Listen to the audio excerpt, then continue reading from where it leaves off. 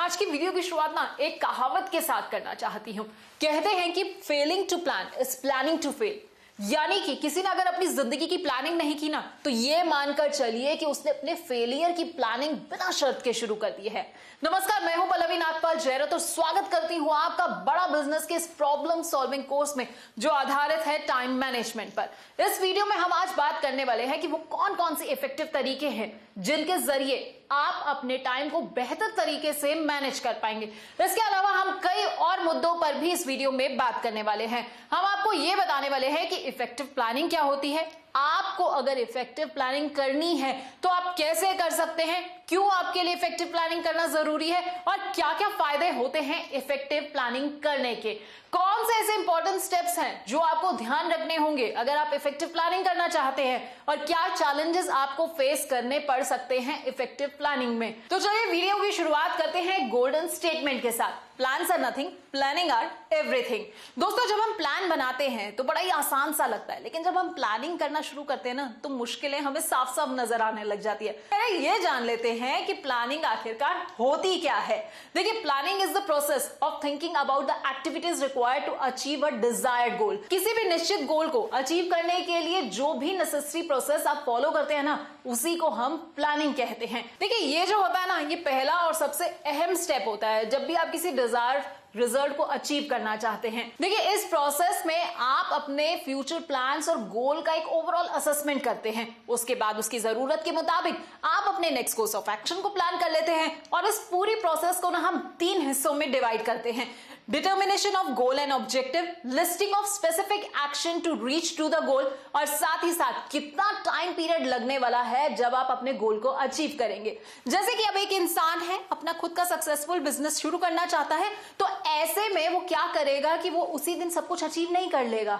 जिस दिन उसने सोचा कि मैं एक सफल बिजनेसमैन बनूंगा, तो क्या उसी दिन सब कुछ अचीव हो जाएगा? नहीं ना।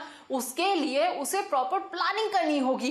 प्लानिंग करने के लिए उसे एक पूरा रोड मैप बनाना होगा। जैसे कि वो किसी चीज का बिजनेस स्टार्ट करना चाहता है, फिर कौन सा बिजनेस उसे स्टार्ट करना है, क्या क्या उसके चैलेंजेस रहेंगे, कैसे वो अपने रिसोर्सेस को इफेक्टिवली मैनेज कर पाएगा, और कितने टाइम पीरियड के दौरान वो अपने बिजनेस को प्रॉपरली प्रॉफिटेबल बना पाएगा। ये सारी चीजों की ना स्टेप बाय स्टेप प्लानिंग करनी होगी। तो देखिए, अगर आसान शब्दों में मैं कहूं ना, तो हम प्लानिंग जब करते हैं ना, तभी हम अपने गोल को अचीव कर पाते हैं। अब जैसे कि हम इस बिजनेसमैन की बात कर रहे थे, अब वो प्लान कर रहा है कि उसे क्या करना है, कितने तय समय में उसे ये चीज हासिल करनी है। ये प्लानिंग का पार्ट होती है। लेकिन अगर वो अपने सारे ऑब्जेक्टिव को तय टाइम पीरियड से पहले अचीव कर लेगा, तो इसे हम क्या कह देंगे? इसे ही तो हम इफेक्टिव प्लानिंग कहेंगे। अब आज का जो टाइम है वो बड़ा कॉम्पिटिटिव है। आपको क्या जरूरत है? आपको भी एक इफेक्टिव प्लानिंग की जरूरत होती है, चाहे वो आपका बिजनेस हो या फिर आपकी प्रोफेशनल लाइफ हो। तो चलिए देखते हैं कि वो कौन कौन से ऐसे स्टेप्स हैं जिनके जरिए आप अपनी प्लानिंग को काफी हद तक इफेक्टिव बना सकते हैं। तो सबसे पहला स्टेप जो आपको उठाना होगा ना, वो आपको अपनी अपॉर्चुनिटी को आइडेंटिफाई करना होगा। देखिए, कहते ये हैं कि हीरे की परख जो होता है ना, कौन करता है? जौहरी ही करता है। तो ऐसे अपॉर्चुनिटीज भी ना एकदम हीरे की तरह होती हैं, लेकिन जिनकी परख जो है ना, वो कोई जौहरी ही कर सकता है। अब आपके अंदर अगर वो काबिलियत है, तो आप भी अपने लिए बेस्ट अपॉर्चुनिटी को आइडेंटिफाई कर लेंगे। आपको अपने सोच और टेक्निक जो है बस जौहरी जैसी रखनी होगी, और आपके अंदर जो पोटेंशियल है ना, आपको उसको बेस्ट तरीके से, बेस्ट नहीं कहूंगी, यहां पे कहूंगी कि सबसे ही बेहतरीन तरीके से आइडेंटिफाई करना होगा। अब इसके बाद आपको क्या करना होगा? अपना एक एम्बिशन क्रिएट करना होगा। देखिए दोस्तों, इफेक्टिव प्लानिंग में एम्बिशन का रोल ना बहुत बड़ा होता है। देखिए, अगर आप एम्बिशियस हो ना, तो अपने गोल्स को अचीव करने के लिए अपनी पूरी ताकत झोंक कर रख दोगे। इसलिए तो अपने प्लान्स को आप एम्बिशियस बनाइए, जिससे कि आप आसानी से उसे हासिल भी कर पाए। तीसरे स्टेप में आपको क्या करना है कि अपनी प्लानिंग का ना एक ब्लूप्रिंट बनाकर रखना है। अब देखिए, किसी भी प्लान को अगर सक्सेसफुल बनाना है, तो उसके लिए एक कोर्स ऑफ एक्शन तो आपको बनाना ही होगा कि आपको क्या करना है, किस वक्त करना है, कैसे करना है। इसलिए किसी भी काम को करने से पहले बस आपके पास एक लिस्ट होनी चाहिए, उसका ब्लूप्रिंट होना चाहिए। जैसे कि अगर आप वीकेंड में शॉपिंग करने जाते हैं, तो आप क्या करते हैं? ऐसे ही चले जाते हैं क्या किसी दुकान पे या मॉल में, या फिर आप एक प्रॉपर तरीके से लिस्ट बनाते हैं कि आपको क्या क्या सामान चाहिए। तो बस अब आप लिस्ट की तरह ही ये समझ ली, जैसे आपने शॉपिंग की लिस्ट बनाई है ना, ऐसे ही आपको अपनी प्लानिंग का भी एक ब्लूप्रिंट बनाना होगा। चौथे स्टेप्स में ना आपको कुछ ऑल्टरनेटिव्स देखने होंगे। देखिए, एक बार जब आप अपने एक्शंस की एक लिस्ट बना लेते हैं, उनका ब्लूप्रिंट बना लेते हैं, तो ये बहुत जरूरी हो जाता है कि आप ना उनके ऑल्टरनेटिव्स ढूंढे, जिसके जरिए आप आसानी से अपने प्लान को जो है कंप्लीट कर सके। अगर आपका प्लान ए फेल हो जाए तो ऑल्टरनेट के तौर पर आप प्लान बी का इस्तेमाल कर सकते हैं। जैसे कि अब आप सोच लीजिए कि आप एक नया मोबाइल खरीदने जा रहे हैं, तो आप क्या करेंगे कि एक फोन के बारे में सोचेंगे और तुरंत उसे खरीद लेंगे, या फिर आप क्या करेंगे कि उसी प्राइस रेंज के बारे में दूसरे मोबाइल्स को भी देखेंगे। आप ये देखेंगे कि आपके लिए सबसे बेहतर विकल्प कौन सा है। इसके जरिए आप क्या कर रहे हैं कि आप एक कंपैरिजन कर रहे हैं, आप अपने लिए एक ऑल्टरनेटिव मोबाइल देख रहे हैं और उसके बाद जो एक सही डिसीजन ले रहे हैं। पांचवें स्टेप में आपको ऑल्टरनेटिव तरीके जो है वो भी ढूंढने हैं। देखिए, डिफरेंट ऑल्टरनेटिव्स को कंपेयर करना सबसे बेस्ट तरीका होता है एक सही डिसीजन लेने के लिए। लेकिन जैसे ही आप बाजार में कपड़े खरीदने जाते हैं ना, तो वहां पर क्या होता है कि आप कंपेयर करते हैं, देखते हैं, फिर अपनी प्राइस और रेंज के हिसाब से जो है अपनी चॉइस के हिसाब से अपने लिए सबसे बेस्ट ऑल्टरनेटिव को ढूंढ लेते हैं। अगले स्टेप में आपको अपना ना एक कंप्लीट प्लान को डेवलप करना है। देखिए, एक बार जब आपके पास एक ब्लूप्रिंट तैयार हो गया है, आपने अपने लिए बेस्ट ऑल्टरनेटिव सब्जेक्ट भी चूज कर लिया है, बस अब आपको क्या करना है कि अपने लिए ना एक डिटेल प्लान पर काम करना होगा। अपने daily, weekly, monthly, quarterly goals को डिफाइन करें और फिर उसके बाद उन्हें पूरा करने की कोशिश करें। नेक्स्ट स्टेप में आप क्या करेंगे कि अपने प्लान को इंप्लीमेंट करेंगे। देखिए, ये सबसे अहम पॉइंट है और सबसे आखिरी पॉइंट भी है, वो है इंप्लीमेंटेशन। आपकी जो प्लानिंग होती है ना, आप कितनी भी अच्छी तरीके से कर ले, कितनी भी बेहतर तरीके से कर ले, लेकिन जब तक आप उसे सही तरीके से इंप्लीमेंट नहीं करेंगे ना, तब तक आप कुछ भी नहीं कर पाएंगे और आपकी सारी मेहनत पर ना पानी तक फिर सकता है। इसलिए इस चीज का ध्यान रखिए कि आपकी इंप्लीमेंटेशन प्रोसेस जो है ना, वो सही तरीके से लागू हो जानी चाहिए। चलिए, अब हम आपको ना इफेक्टिव प्लानिंग के कुछ बेनिफिट्स भी बता देते हैं। देखिए, सबसे पहला फायदा जो होता है वो ये होता है कि जो आप गोल्स अचीव करना चाहते हैं, उसके लिए आपका जो टाइम फ्रेम होता है ना, वो कम हो जाता है। इफेक्टिव प्लानिंग से आपको हार्ड वर्क तो करने में मदद मिलती है, लेकिन साथ ही साथ स्मार्ट वर्क भी आप कर पाते हैं। तो देखिए, इससे क्या होगा कि आप अपने गोल्स को कम टाइम में इजीली अचीव भी कर पाएंगे। इसके साथ साथ एक बेनिफिट ये भी है कि आप सही दिशा में जाएंगे। किसी भी प्लानिंग में होता क्या है कि बहुत सारे ना डिस्ट्रैक्शंस भी आ जाते हैं।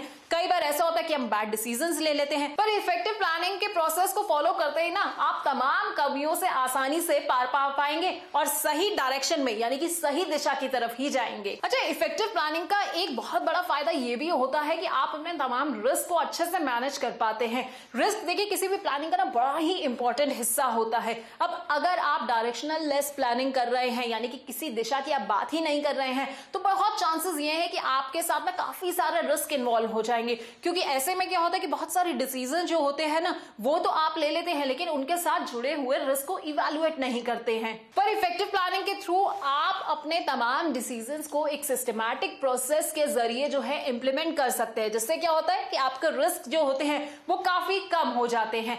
इसके साथ साथ ही ना ये जो आपकी वेस्टफुल एक्टिविटीज होती है ना, वो इफेक्टिव प्लानिंग के जरिए बहुत कम हो जाती है। देखिए, प्लानिंग में हमेशा हम ज्यादातर टाइम जो है ना, वो वेस्टफुल आइडियाज, एक्टिविटीज पर वेस्ट कर देते हैं। पर अगर आपने इफेक्टिव प्लानिंग प्रोसेस को फॉलो किया, तो उसके बाद काफी चांसेस हाई हो जाएंगे कि आप अपनी वेस्टफुल एक्टिविटीज को, उनका स्कोप जो होगा ना, वो काफी कम कर देंगे, जिससे आपका सारा फोकस जो है वो केवल और केवल अपने काम पर ही रहेगा और इधर उधर भटकेगा नहीं। अब ये तो बात हो गई फायदों की, लेकिन अब हम बात कर लेते हैं कुछ ऐसे चैलेंजेस की जो आप किसी भी इफेक्टिव प्लानिंग के दौरान फेस कर सकते हैं और आप उन्हें कैसे हैंडल कर सकते हैं, ये भी हम आपको बताएंगे। देखिए, सबसे पहला चैलेंज जो आता है ना, वो ये आता है कि आपको एक डायनामिक और कॉम्प्लेक्स एनवायरनमेंट मिलता है। अगर आप किसी भी ऑर्गेनाइजेशन में काम करते हैं, तो कभी कभी ये भी होता है कि आपको काफी डिफिकल्ट एनवायरनमेंट मिलता है, काफी चैलेंजिंग एनवायरनमेंट हो सकता है। अब वहां पर क्या होगा कि आपको कोई डिसीजन लेना है, लेकिन कॉमन अंडरस्टैंडिंग को बिल्ड करने में टाइम लग जाएगा, वो एक बड़ा चैलेंज रहेगा। नहीं, कई बार ऐसा भी हो सकता है कि फाउंडर जो है वो आपकी सोच से अलग चल रहा हो,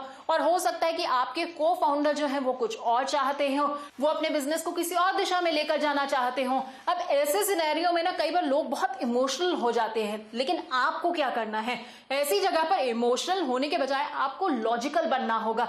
जो भी डिसीजन आप लेना चाह रहे हैं ना, वो रैशनल होना चाहिए, उसके मुताबिक आपको ना तमाम सिचुएशंस देखनी होंगी और उसके बाद अपने आप को सामने वाले की पोजीशन पर रखकर देखना होगा और फिर जो है अपना डिसीजन लेना होगा। एक दूसरा चैलेंज आता है जो कि लोगों को बड़ा परेशान करता है। अब हो सकता है कि आपके कुछ टीम मेंबर्स या आप खुद अपने गोल्स को क्लियरली डिफाइन नहीं कर पा रहे हैं, कुछ हेजिटेट कर रहे हैं, पर ऐसे सिचुएशन में आपको ना उन्हें या फिर खुद को जो है ना टीम के ऊपर कॉन्फिडेंस लेकर आना होगा। देखिए रिवॉर्ड्स जो है ना आपको ऐसे नहीं मिलते हैं, रिवॉर्ड्स हमेशा तभी मिलते हैं जब कुछ रिस्क आप लगाते हैं या फिर आप सामने वाले पर कॉन्फिडेंस जताते हैं। तो बस आपको भी यही करना है, सामने वाले पर ना विश्वास जताना होगा। एक तीसरा चैलेंज ये होता है कि लोग ना चेंज के साथ अपने आप को अडेप्ट नहीं कर पाते हैं। देखिए हो सकता है कि आप या आपके कुछ एम्प्लॉयज जो है वो नए आइडिया लेकर आ रहे हो, लेकिन बहुत जल्दी जो है ना उन तमाम नए आइडियाज के साथ, चेंजेस के साथ जो है ना हम एडजस्ट नहीं हो पाते हैं। कहीं ना कहीं एक मन में डर लगा रहता है कि नई रिस्पॉन्सिबिलिटी अगर मैं लेने जा रही हूं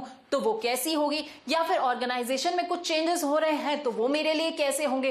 तो आपको क्या करना होगा कि अगर इस तरह के कोई बदलाव हो रहे हैं तो आपको अपने एम्प्लॉयज को ये बताना होगा कि चेंज जो है वो उनकी ग्रोथ के लिए है, आपकी ऑर्गेनाइजेशन की ग्रोथ के लिए है, और इसी चेंज के जरिए ना आप लोग आगे बढ़ सकते हैं। एक चैलेंज और आता है, वो होता है टाइम और एक्सपेंसेस का। देखिए कभी कभी आपके पास ग्रेट आइडियाज होते हैं पर मोस्ट ऑफ द टाइम वो आइडियाज ना फेल भी हो जाते हैं, क्योंकि या तो वो टाइमिंग गलत होती है या आपके पास उन आइडियाज के लिए एक प्रॉपर फंड नहीं होता है, आप फंड नहीं जनरेट कर पाते हैं। अब आपको ये मेक श्योर करना होगा कि आप जिन आइडियाज की बात कर रहे हैं आप उन्हें अपना प्रॉपर टाइम दीजिए, जिससे कि उनकी प्रॉपर वायबिलिटी हो करंट मार्केट में, उनकी सिचुएशन में। तो ये हमने बात कर ली इफेक्टिव प्लानिंग के स्टेप्स के बारे में, आपके सामने आने वाले चैलेंजेस के बारे में। अब बात कर लेते हैं इस वीडियो के मैसिव एक्शन प्लान की। देखिए किसी भी डिसीजन को लेने से पहले आपको ना अपने गोल्स को और ऑब्जेक्टिव्स को उन्हें क्लियरली डिफाइन करना होगा, और अब उस गोल और ऑब्जेक्टिव तक रीच करने के लिए आपको क्या करना होगा, एक ब्लूप्रिंट क्रिएट करना होगा। देखिए आपको ना अपने पास से सबसे बेस्ट लिस्ट ऑफ एक्शन जो है ना वो चुनने होंगे, और उसके बाद एक डिटेल प्लान आपको बनाने की जरूरत होगी ताकि आप अपने गोल्स को आसानी से हासिल कर पाए। अब आपको क्या करना होगा कि जितने भी आइडियाज का आपने एक ब्लूप्रिंट तैयार किया ना, उन आइडियाज को आपको प्रॉपर्ली इंप्लीमेंट करना होगा। तो तभी जो है आप इफेक्टिव प्लानिंग के जरिए अपने सपनों को साकार कर पाएंगे। बहुत बहुत शुक्रिया आपका हमारे साथ इस वीडियो के अंत तक बने रहने के लिए।